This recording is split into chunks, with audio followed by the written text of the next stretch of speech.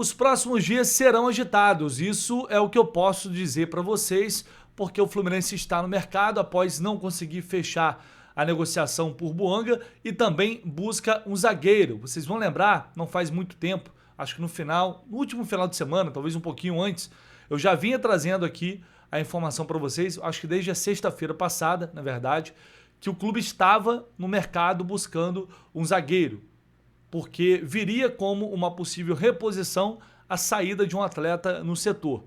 Eu não consigo confirmar o nome que poderia sair em relação aos que hoje fazem parte do elenco do Fluminense.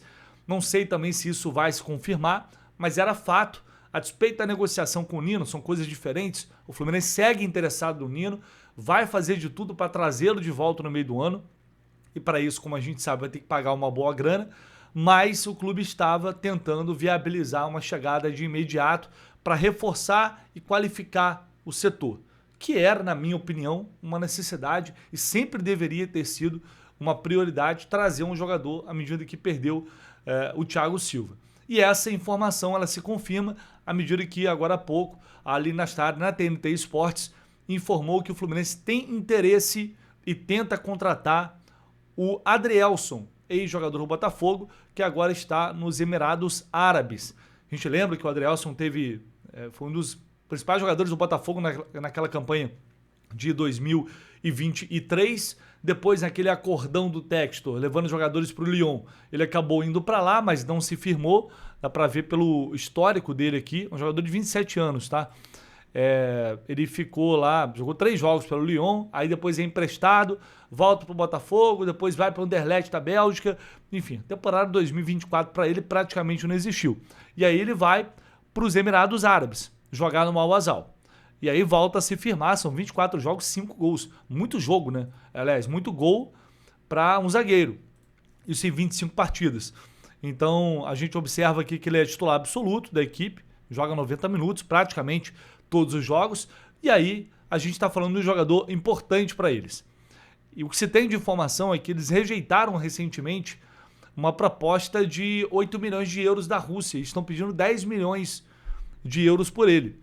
Isso, obviamente, é muita grana. Ele não é um jogador velho, né? Ele é um cara que tem uma boa idade ainda, 27 anos, mas é muita grana. É muita grana. Principalmente se levar em consideração que o Fluminense já vai ter que pagar muito para trazer o Nino de volta. Então é uma situação complicada. A gente sabe que a ideia não era essa. Nunca foi trazer um jogador agora de 10 milhões de euros e depois trazer o Nino e pagar mais. Porque a gente não sabe ainda quanto o Zenit vai pedir pelo Nino. Nunca houve essa sinalização oficial. A gente está imaginando que um cenário de 10 a 12 milhões de euros. Acho que eles vão meter a mão, vão pedir 12. E aí vai ter o Palmeiras na briga para inflacionar o negócio. Então, no fim das contas, o Fluminense não sabe quanto vai gastar com o Nino. E por isso precisa ter cautela, porque busca um zagueiro agora no meio do ano, ainda não acertou o camisa 9. E para trazer um camisa 9 agora, vai ter que pagar. A gente já vai falar sobre isso. Se for trazer no meio do ano um nome de mais peso, vai ter que pagar mais ainda. Então essa conta pode não fechar. E aí o Fluminense pode tentar o quê? Viabilizar uma negociação por empréstimo, mas, na minha opinião, não tem muita lógica os árabes emprestarem um jogador que para eles é importante, titular absoluto, faz gols. Então, assim, não é uma conta simples de fechar.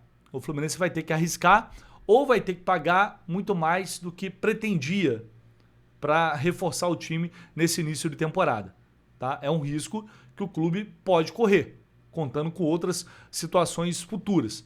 Mas a verdade é que agora é um cenário de indefinição. O Adrielson não é o único nome que vinha sendo monitorado. É um dos jogadores que, pelo que eu ouvi aqui, realmente faziam parte dos principais da lista que o Fluminense tinha como possibilidade de trazer ao lado do Nino, além do Nino, porque o Nino é uma situação à parte, tá? Esquece o Nino. O interesse nele vai continuar existindo independentemente de qualquer coisa. Ele seguirá sendo uma prioridade.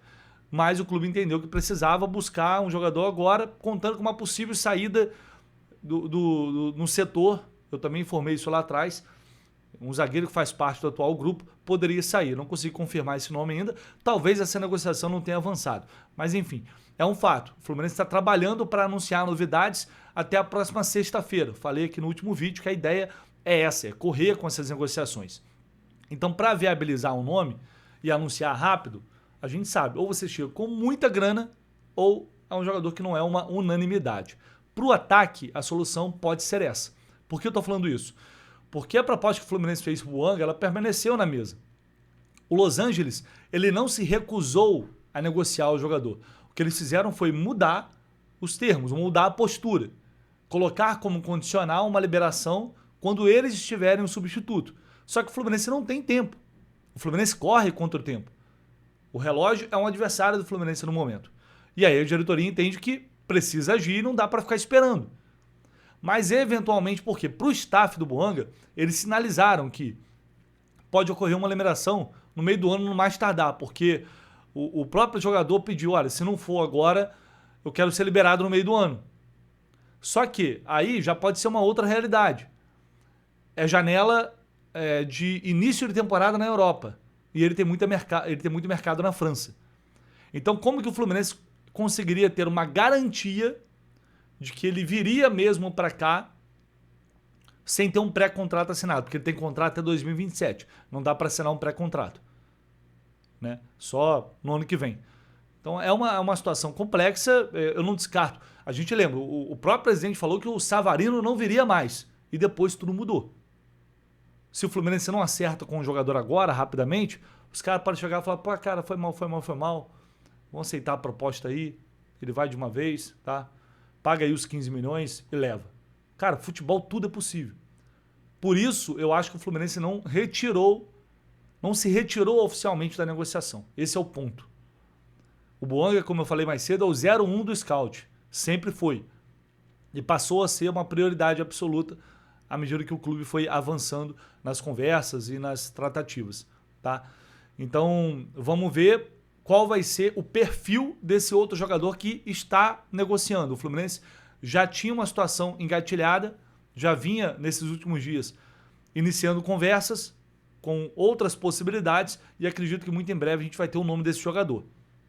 Se eu tivesse que arriscar agora, imagino que vai ser uma posição mais barata e aí não deve ser uma unanimidade.